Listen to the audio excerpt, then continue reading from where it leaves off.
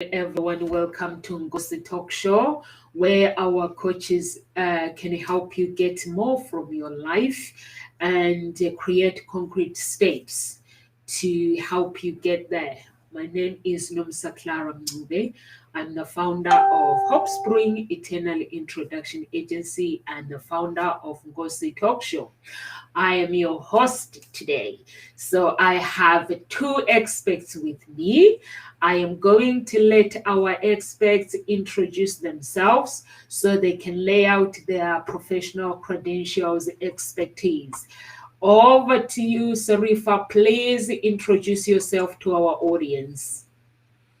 Hello, good morning, good evening, wherever you are, good day. I'm Sarifa Alonto Younes from Australia, Melbourne. And today we will be talking about perfectionism. Actually, I am a founder and president of International Academy of Marawi and I am also an author of Love Your Obstacles, and I do help women to empower and educate them to learn how to love their obstacles and turn them into opportunities. So hand to you, Hassan. Maybe you may need to introduce yourself to the audience. Yes, thank you, Sarifa, and thank you, Nomsa. Sorry, to our audience who are watching. So these two lovely, they are couples actually, husband and wife, Hassan and Sarifa. It is my great pleasure to actually work with both of you today. I'm having some intimate time with you guys, and I'm looking forward to get to know your husband as well. So please introduce yourself, Hassan. Thank you, Nomsa. Thank you, likewise here. Yes, my name is Hassan Younes. My background is aerospace engineering. Oh, his audio is very low. Yes, it's very low. Very low audio. Let me. Can you hear? You're very low. Your mic is very low. Okay, let me just. Hi, Dee. How you doing? Testing, is that better? Testing? No, No, very low. it was fine earlier. I don't know why it's low now. Hello, testing. 1, 2, 1, 2. Hear me now? No? Hello? Very low. Hello, testing. I'm not sure what is. Maybe try to come closer to your microphone. Is mine Nomsa Very okay? loud. Yours is very loud and clear. He was very clear earlier. Okay. 1, 2, So- 3, 1, 2, 3. Can you hear me now? Has he got earphones? Maybe use earphones. The audio is working, but the volume is not closer to the volume. Okay. Hello, testing. 1, 2, 3, 1, 2, 3. Okay, still no. Very low. Okay, let me. Maybe you can use your earphone.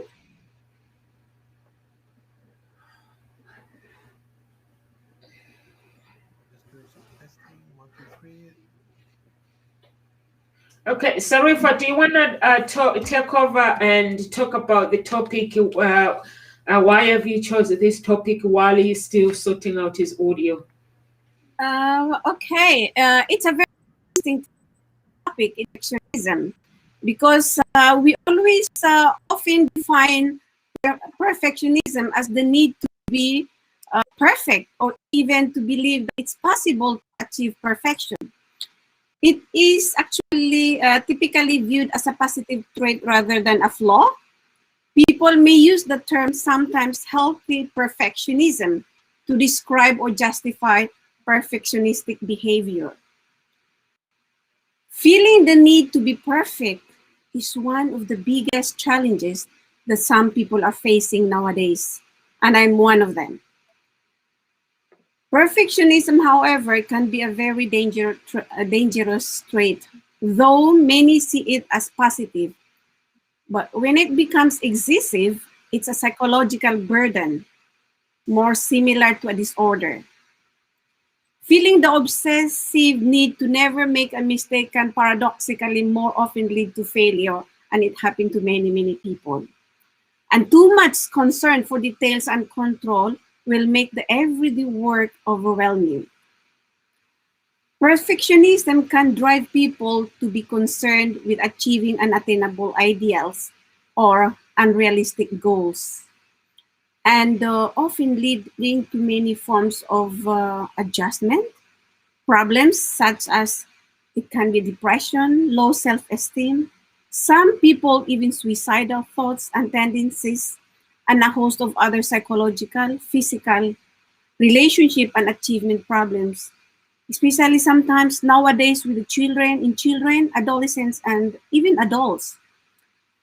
Recent data show that perfectionistic tendencies are on the rise among recent generations of young people.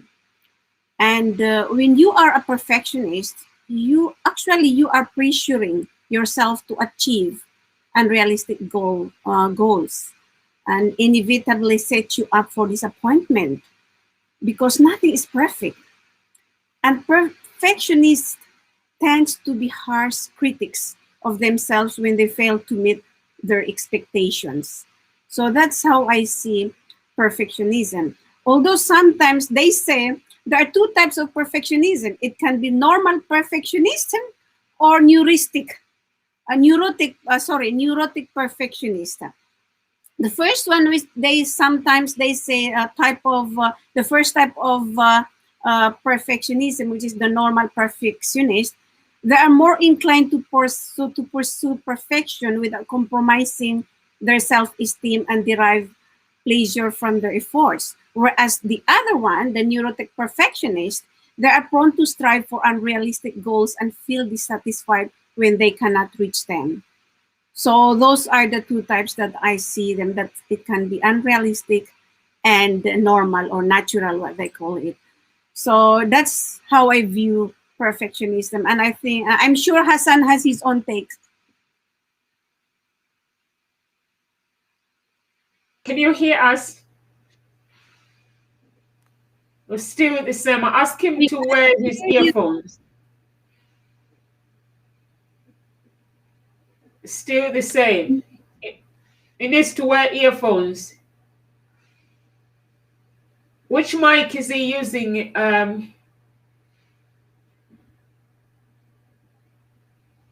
Ask him to wear earphones.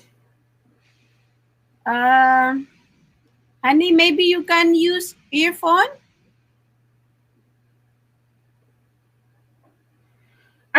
You guys are in the same room. Can he come and sit next to you, please? Or maybe come and sit next to me.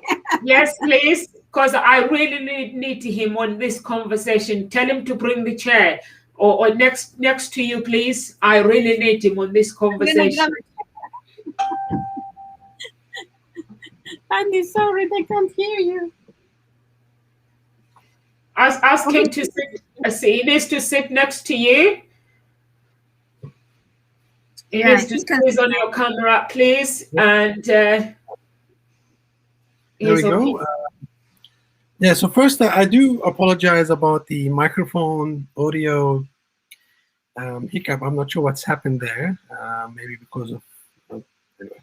So my view on perfectionism is I believe perfectionism is like, it stems way back to when we actually are born, because when we are born and we grow up with our family, within our environment,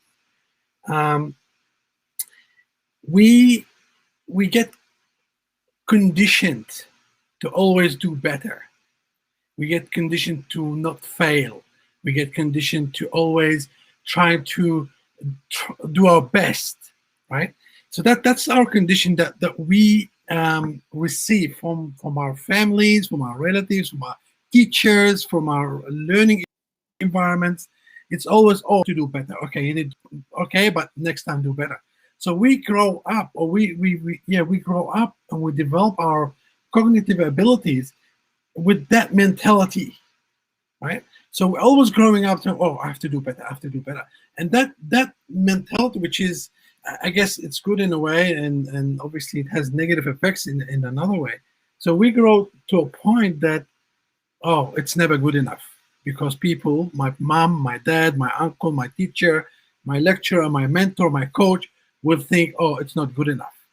And that's where I think we get stuck in that mentality where we try to be perfect for the sake of others, because we have that fear inside of us. That, and it's not our fault. It's the environment that shaped us Yes. into that element, and to be perfect. And we all know that no one can be perfect, because there's no such thing as perfect or perfectionism. That's sort of my view on perfectionism in that sense.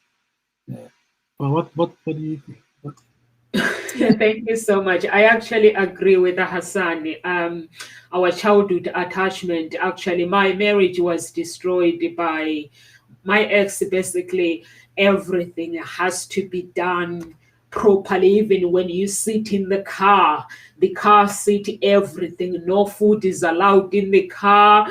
There's a certain way to clean the house. There was this. It had to be perfect, everything, which is based on I don't know, his parents were never like that, though. I'm not sure whether it was something that happened to him when he was growing up, that the attachment that was planted to him, because his parents have been married for 50 something years and they were still together. But when you go to their house, it was this freedom where the kids, our daughter, can just play, have fun. But at home, it was like he had to make sure that where the child is, there is nothing on the floor. It was depressing, really depressing when just to watch it. So I actually agree with you that when we want to be perfect, we can actually destroy our lives. Like Sarifa was saying, that being a perfectionist. I like to hear her habit, because she said she's a perfectionist. So tell me about her habit, Hassan. Habits, my habits. Yes. Habits. Wow. I think I admit and I acknowledge I have a lot of bad habits. I'm not a perfect person. I have a lot of bad habits. Um, Of being a perfectionist. I love to hear them. I love to hear them. yeah, so I have a lot of habits, and Sarifa will always point them out to me. Um, but yeah, I mean, I mean, on a personal level, I try to do my best, always, obviously trying to improve, and I always know that if I do something now, it doesn't mean that's the end of that thing, because I know, and deep down I know that, okay, I've done this, but there's a better way to do it, but I will do it at the next round. So there's always in my mind, when I do achieve something, um, then I say, okay, this is good for now. I know there's a better way, and I will do it later, or I will investigate and research and do it later, and things like that. But yeah, habits, bad habits. Yeah, I have plenty of them. I do acknowledge. But yeah, it's just having that mentality that nothing can be perfect at this stage. You can improve it always later on. You can always improve it, and yeah. So that's I think that's the where the shift needs to happen in our minds. That um, we cannot be perfect. We cannot do a perfect job. If there's a perfect job that was ever done, then we will cease to improve. We will cease to progress. We will cease to think. We will cease to progress. We'll stop, because no job was ever perfected. Whether it's technologies, cars, airplanes, leadership courses, mathematics, whatever it is, nothing has ever been perfected, and that's why there's always improvement at the next stage. Thank you, Matt. Maybe you can introduce yourself so they know where you're coming from when you speak. Yeah. Sorry, I didn't introduce myself. So Obviously my name is Hassan. My background is aerospace engineering. I worked in my profession for 10 years in the Department of Defense here in Australia. And then I worked with Boeing commercial airplanes, also here in Melbourne. And from there on, we progressed into businesses. Me and Sarifa, my wife, we established multiple businesses here in Australia, and then we also did some businesses in the Philippines, which we currently operate as well. And now we're more onto professional speaking and sending a message out there in terms of leadership, empowering women, helping disadvantaged women, helping orphans, all of. So our main drive right now is basically that in help in spreading those messages and those helping elements and helping disadvantaged people. Obviously, perfecting our health, extending our health, and we always obviously there's always a better way of helping people. There's always a better way of delivering help and assistance to those who need it. So we always learn, always learning. Yeah. So much. Thank you so much, Hassan. I'm really happy you're here today, and it is lovely to actually. I'm a love harmonist. I'm a matchmaker. It's lovely to see couples like you guys and being intimacy and working together, because nowadays our generation is different. So it is lovely. I feel honored to be actually having you, both of you, as couples, and thank you so much. Let's go back to can you cure perfectionism? Okay. Is there a cure for it, Sarifa? Of course, there are steps and tips for overcoming perfectionism. It requires you to become more mindful, and take the time to work on potential shortcomings, because everybody has shortcomings. But being mindful and take time and working on our potential shortcomings is very, very important. And always aiming for perfection means you rarely meet your standards. So it is very hard to have that very, very high standard, because you want everything to be perfect, and that is close to impossible. This comes from unrealistic expectations, and it can be fueled by fear of mistakes and failures. So when we make mistakes and failures, that's what makes us angry and disappointed and very bitter. It can be bitter sometimes. You can be bitter, and that can lead even to depression. I actually am perfectionist, and I get so angry when things are not according to my standard. But they always tell me, and my husband always tell me, you can always go for better, but not perfect, because nothing is perfect. But actually, even we ourselves, we are not born perfect. We are born imperfect. So that's why we try to get better. We strive. However, there is what I call natural perfection, and there is also neurotic perfection. When I say neurotic perfections, those are unrealistic. Like they dream of a very, very high standard that it's impossible to achieve, and then they end up dissatisfied when they cannot reach them. But the one that I call normal perfectionists are more inclined to pursue perfection without compromising their self-esteem and deprive pleasure from their efforts. Because it is very important that we have that our self-esteem is very high. Otherwise, it affects us. It affects our personality. It affects our beings. It clouds our decisions. And there are also some method I could say that number one, I would say, is to set a realistic goals. When you set realistic goals that take your needs and capabilities into account, you will notice progress. And you will also see that you can achieve any task if you plan it accordingly. And the stress will greatly diminish.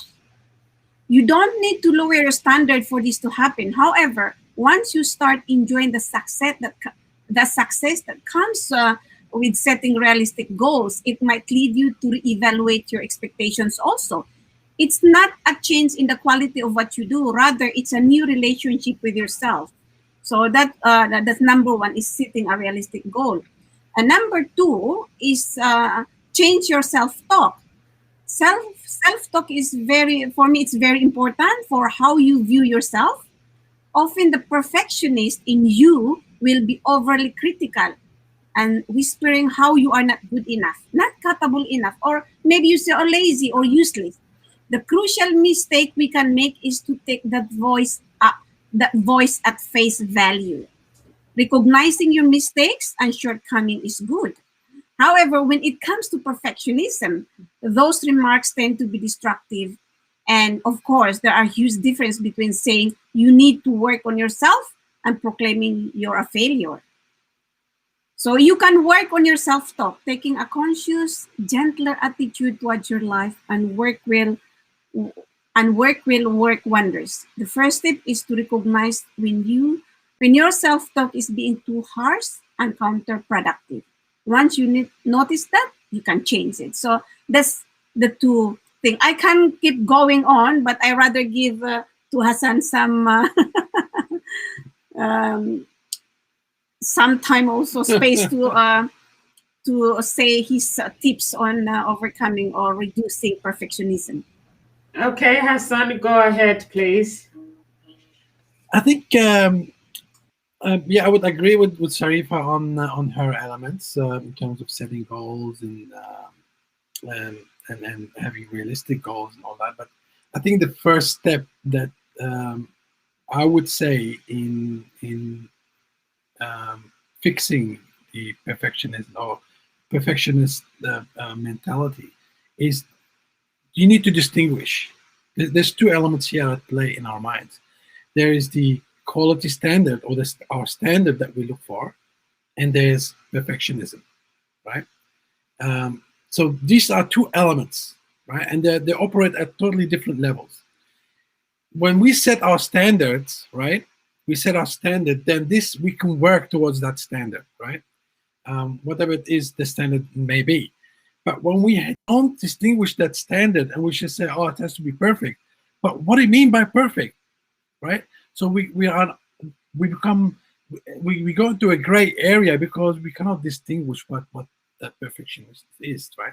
So we need to distinguish, have that standard in place, right? Which is basically part of setting the realistic goals and your expectations and things like that, right?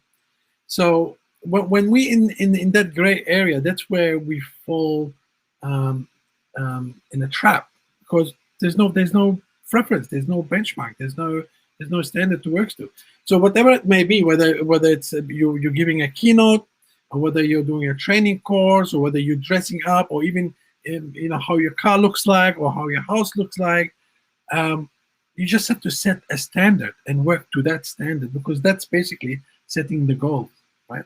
And that goes inside mentality, in our mind, in our mentality, because as long as we don't do that, right, it's like running towards something that you have an infinite journey. You don't know where to stop when you have that material. So setting that standard, set your standards in your mind, whatever it may be, whether it's like I said, you're decorating your house, your car, you're doing a keynote, your presentation, you're doing a training course, workshop, whatever it may be, set the standard in there and work towards that standard. So it could be a low quality standard, high quality standard, but you set the standard and you work towards that. And you will know when you've met that standard. You will 100% know when you met the standard. Then you come out of that perfection cycle, right? And that's how, whatever it is, it could be life, or it could be a career, or it could be business, or whatever it is. But I think that's the first step in terms of getting out of that perfectionist cycle. That's what I would say. And yeah. Thank you so much. I agree with Hassan when he says you have to set your standards, and basically, and also be aware of your thoughts and replace them, because it's all about, we become what we think about. So it's all about your thoughts. So replacing them with a realistic, something more realistic, that is very, very helpful, because I've never been there to trying to be perfect. I think my ex basically made me not want to go there.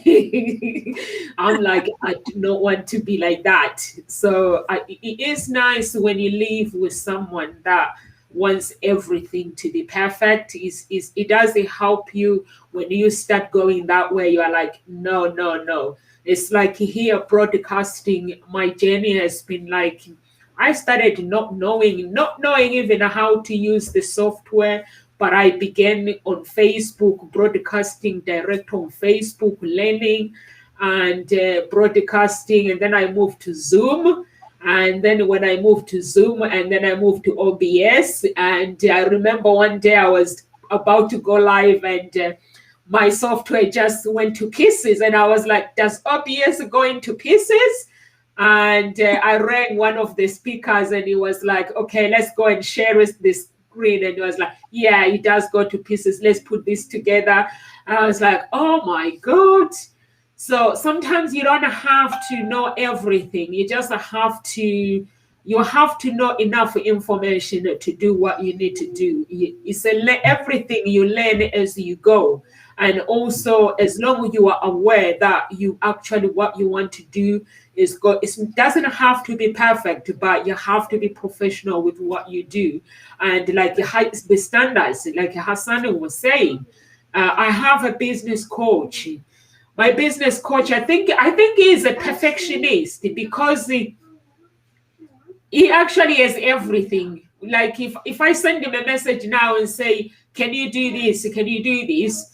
By the end of the day, it will be done. So I spoke to his missus, and she was like, oh, that one, he's a perfectionist. But I never realized, I thought he was being professional and everything. And he was like, that one, he would never complain. He's a perfectionist. So when you ask him to do something, he will do it straight away. He has the team, like, do this, do this, do this, do this. So, but because me, I'm the other end, I couldn't see that he was a perfectionist. So when I started talking to his missus, and I was like, he actually makes my life easy. And she was like, oh, I know what you mean.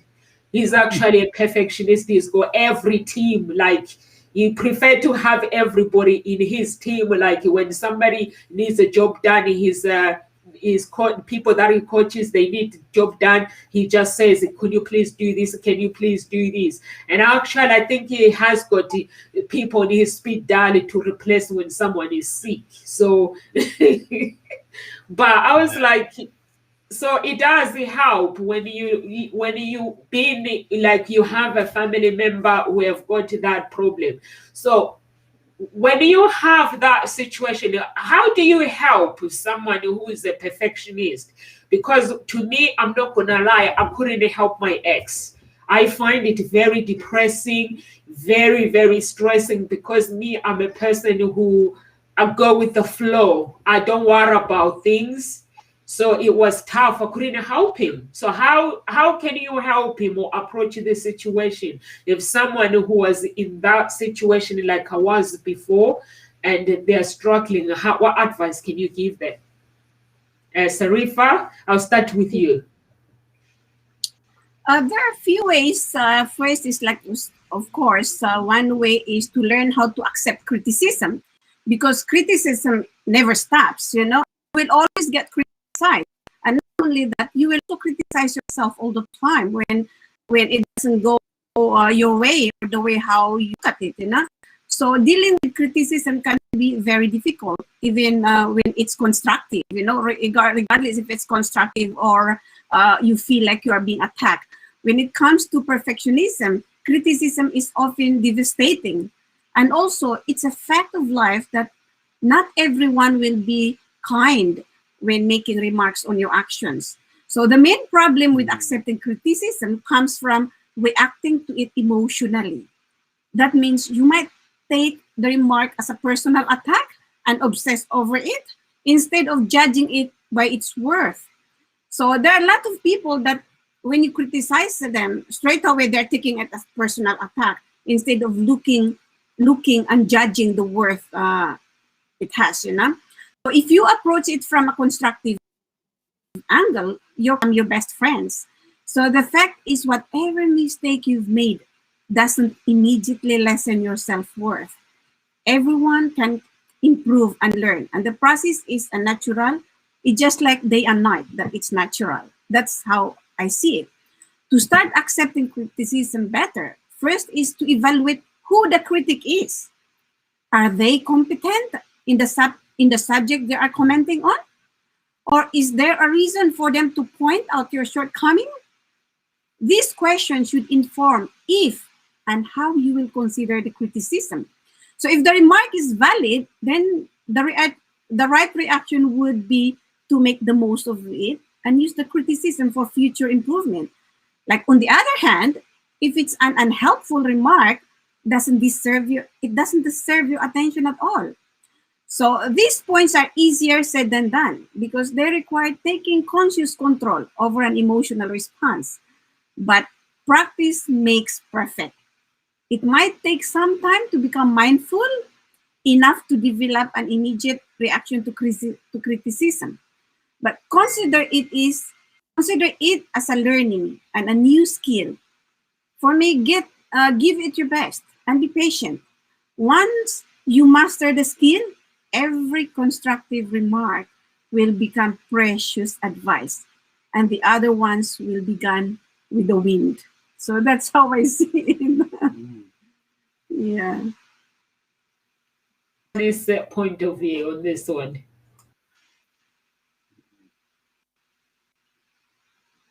And also, would you like to add on to it? Yeah.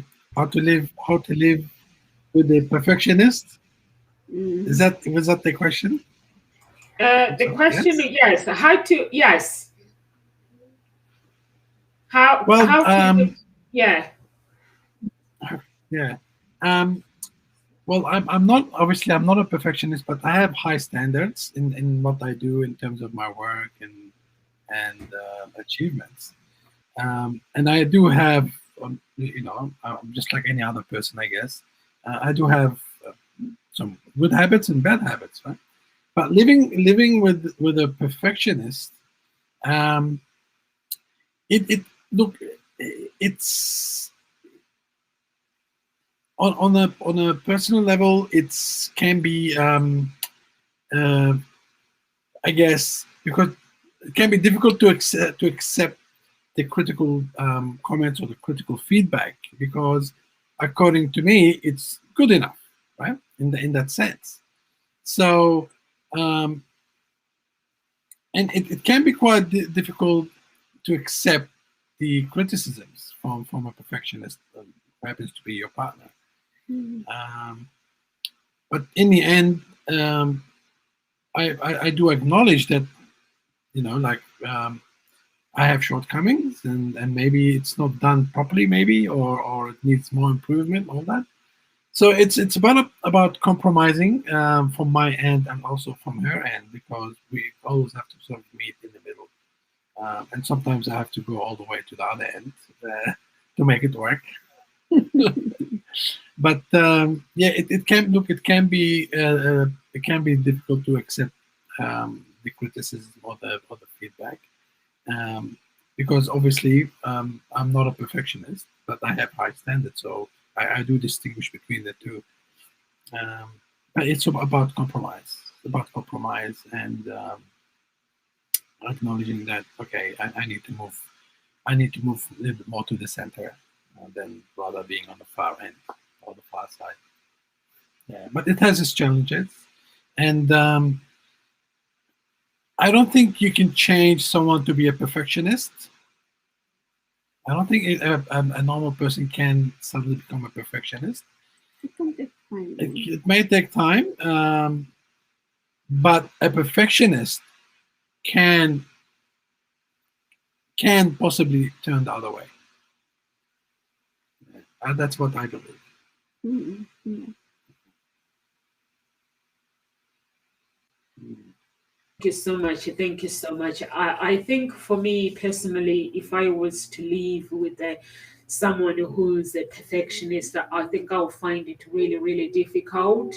I can take a criticism, but when it comes to life, because I look at life as I have a high standards with the things that I do in life, like with my business and everything. I do everything, and I want to get the results. So when I focus on not on me, on my customers, whether are they getting what they should be getting. So that is where I focus on the perfectionism. Even with the speakers, when we talk about social media, I always tell them that whatever you choose, the topic that you choose, you have to make sure it's based on the audience, not based on you, what you want.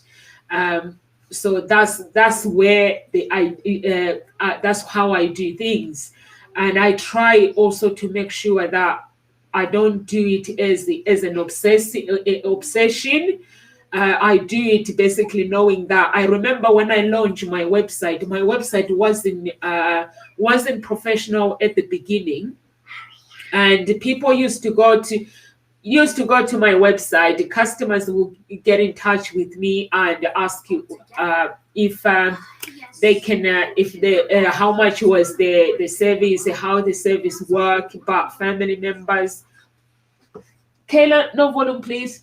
And family members will be criticizing me. So, and some close friends will be actually criticizing me. I remember one day I got up with someone called me at 2 o'clock, one of my friend, and she was like, "Oh, have you had a look at your website?" I was like, "Yeah." And she was like, "There is no phone number on your website." I was like, "I am aware there is no phone number on the website, but there is an email." It was due to how it was built by the person. You know, when you find designers, you tell them what you're looking for, but they do something different.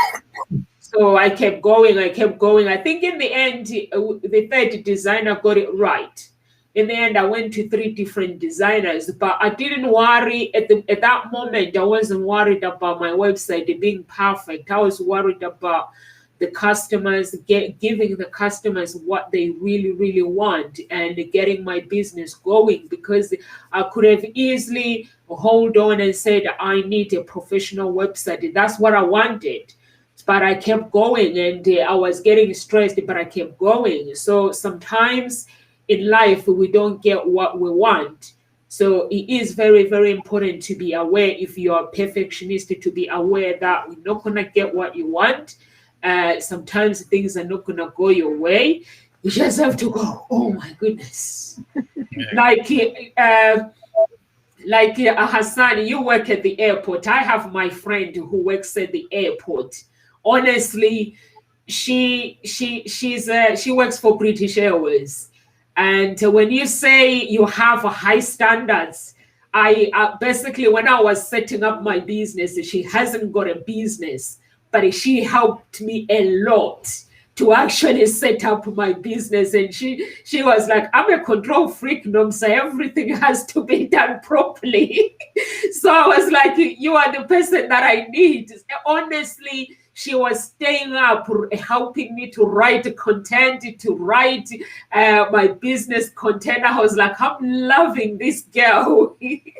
She's a manager at British Airways, but she's actually has a high standards. Everything has to be done properly. There's times where you guys, perfectionist, they come in. It's like my ex when I'm writing my assignment with my university, or is very perfect. Things has to be done. This, if I need to get high marks, I have to write it myself and ask him to edit it. He will do it, and is a basically, like, he calls himself a control freak as well. So he gives me the critics, this should be done, this. I'm like, okay, calm down. But then I have to, when someone who is a perfectionist, they know exactly how things needs to be done. So it's very, very important. I always listen to them. Okay, this is what needs to be done, and they know because they've done some research. So sometimes you come in handy. They come in handy. Yeah. Yeah. So let me give you guys a different question. Is How do you acknowledge? Is there any steps that you can take letting go of perfectionism, or acknowledge that what you are doing in the first place, or what you are doing it in the first place? Yeah, I think I'll go first. For me, there are four steps that you can it can help to relieve the pressure of perfectionism. First is setting a realistic goals. As I said before, that when you set a realistic goals that take your needs and capabilities into account, you will notice progress, and you will see that you can achieve any task if you plan it accordingly, and you don't need to stress out that oh, it needs to be perfect. So you need to have that realistic goal. Second is change your self-talk. Um, Self-talk is very important, I said before, but the perfectionist in you will be overly critical, whispering how you are not good enough, not capable enough, you are lazy or useless. So you need to change that self-talk, you know. But by recognizing your mistakes and shortcomings, that nothing is perfect, we just have to accept it. It's an acceptance. Then the third one I would say is about stop comparing yourself to others, because comparison are never a good way to build a relationship, and that includes the one you have with yourself. We become some people that become perfectionists because they look at those people in front of them, or the one has a very high standard, and they compare themselves. Sometimes it's healthy, sometimes it's not healthy, because you're just killing yourself, you know. So for perfectionists, the comparison is always in favor of the other person. It doesn't matter how much they do, it's not good enough, not always good enough. So maybe you have even caught yourself looking at exceptionally talented or successful people and thinking, "Oh, where am I now in my relative in relative to them?" You know. So that's the thing, is we need stop comparison and learn how to accept criticism. Learn to accept that that's how you are. Try to be better instead of uh, being perfect, because not everything is perfect, but it's always good for me to aim for me it's to aim for better, right? So that's how I see it, that those four tips. uh, I said before that set a realistic goal first. Second is change your self-talk. And the third one is stop comparing yourself to others, stop comparison, and learn how to accept criticism. So that's my four steps that, you know, I would recommend to people who are perfectionists, because I can tell you I'm perfectionist, but I'm trying now to be better, not to be perfect. Because when when you are perfectionist, you end up doing nothing because you are not satisfied in anything what you do. It's not good enough. So my husband always say, just do it, because you want to be perfect. You cannot perfect it, but realizing that along the way we are perfecting it. But in the beginning, it cannot be perfect and it's impossible. And also, if you make things in the beginning perfect, then there's no improvement. How can you improve? But we are born also, we are not perfect. That's why whatever we do, we are trying to perfect it or to become better of it. Yeah, so that's the four tips that I could share to the audience.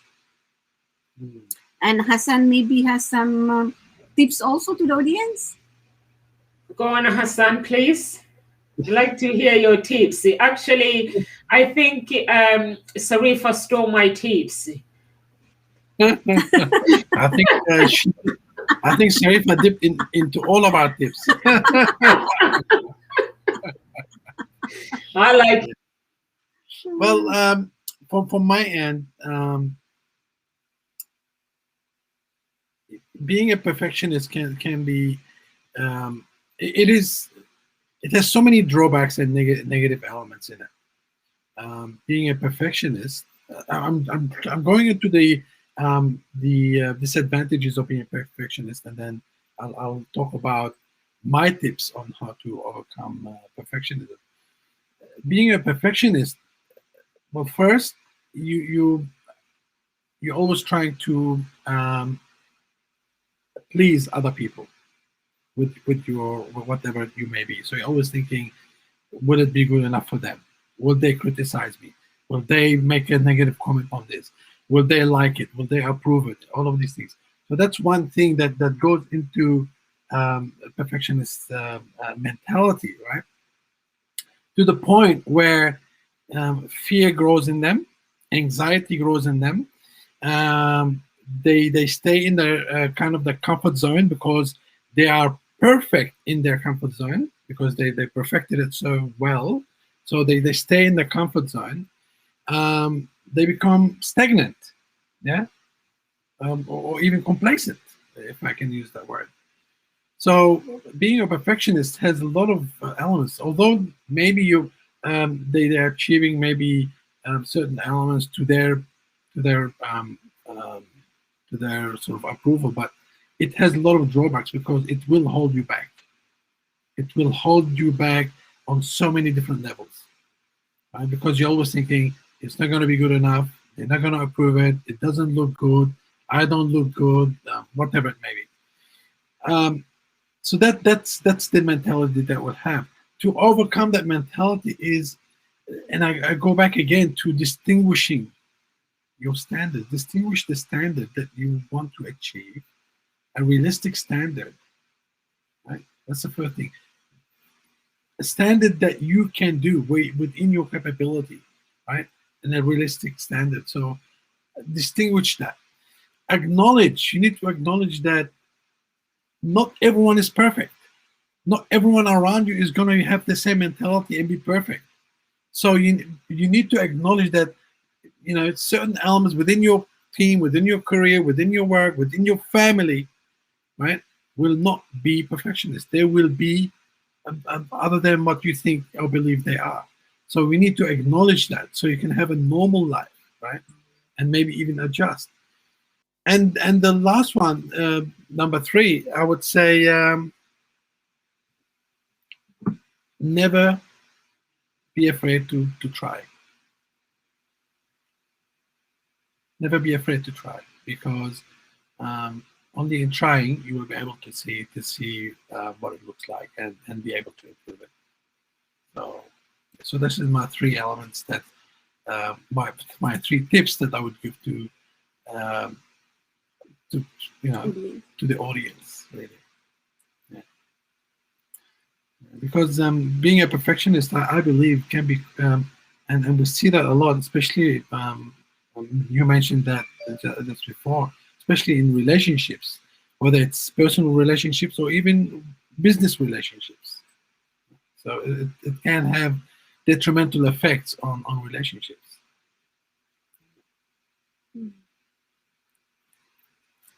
I like the way you touch in relationships. I think I have clients that I've sent them on dates, and then they start dating someone, and then because they have high standards when it comes to life. When you date a man,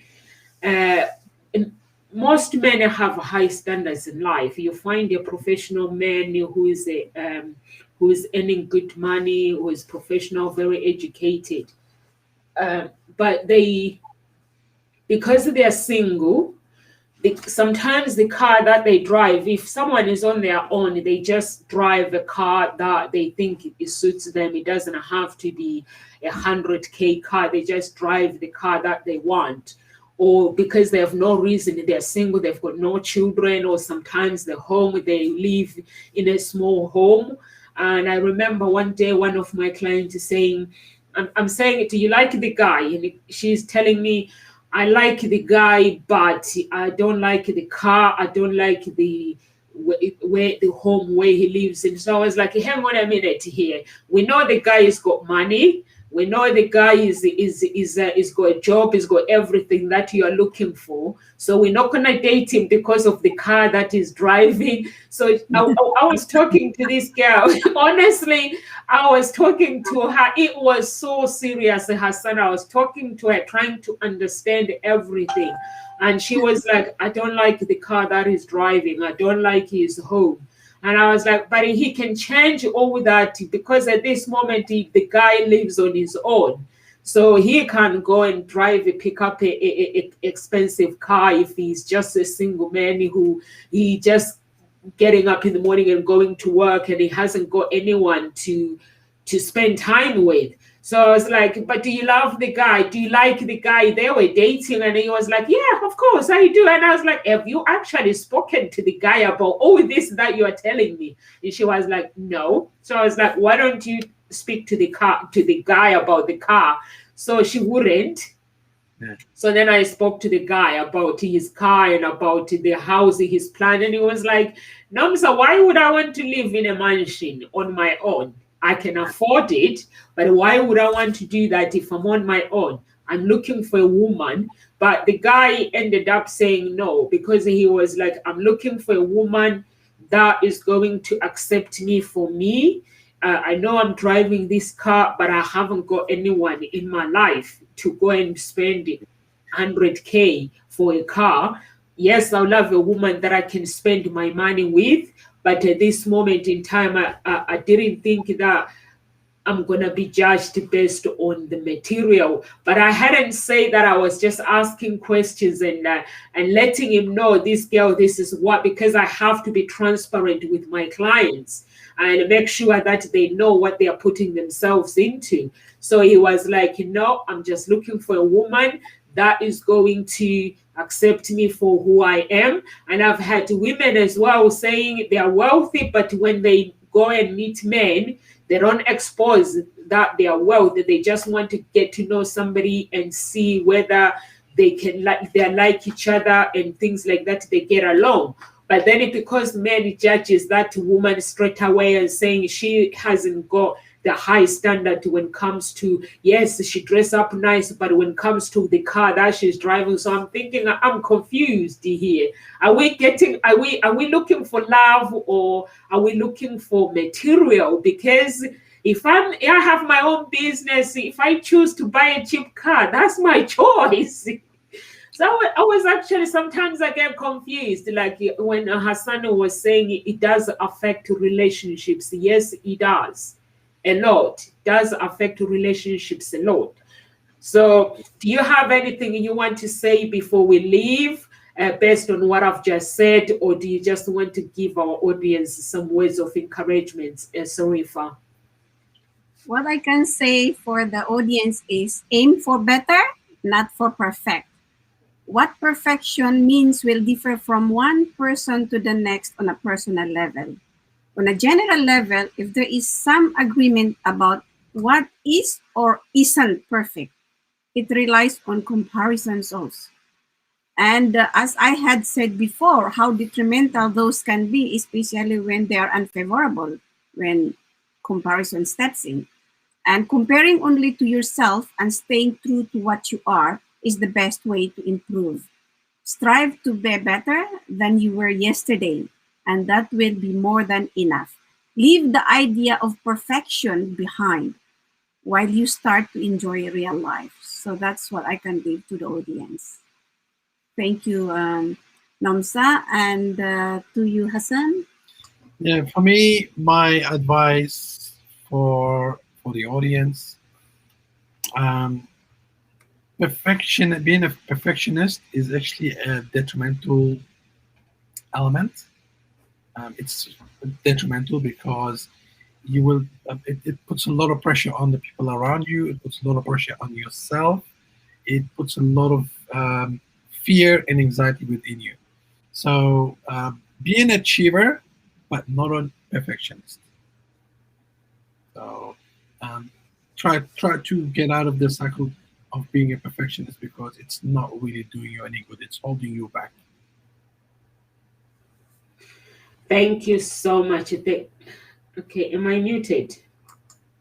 Thank you so No, much. Thank you so much. Thank you so much, Hassan. For me, I'll leave you with this. Just identify your standards that are needed in your life. Like Hassan was saying, he has a high standard and he's also aware of being a perfectionist, how it can destroy you. And Sarifa said the same thing as well. And watch yourself talk as well, and adjust your standards. If you feel that your standards you have, your standards are high, but then you're getting more and more, you want more, you can adjust them. Like Hassan is saying, he is aware of his expectations in life, and then give yourself a reason to actually move on from those obsessions, expectations. So thank you so much for those who are watching Gossip Talk Show. We are here Monday to Friday, 1 p.m. UK time. And if you have any questions or you have any problems that you are going through, we have about 30 speakers. You can give us send us an email through the email at the bottom and request one of the speakers. They'll give you time, 30 minutes time, to actually have a chat with you and get to know you. We say 30 minutes, it might be more than that. So just to get to know you. So you get to speak to the speakers if you're going through something. Don't just sit there if you are having problems. We are going through challenges times at the moment with the coronavirus. So if you are going through something, know that we do have speakers at Gossip Talk Show that can help you to actually find your own voice and lead from within.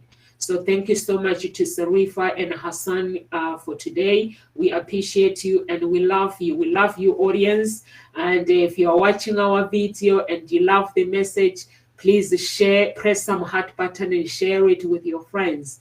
Live with grace, everyone. Thank you so much, guys. Thank You and Thank you. bye.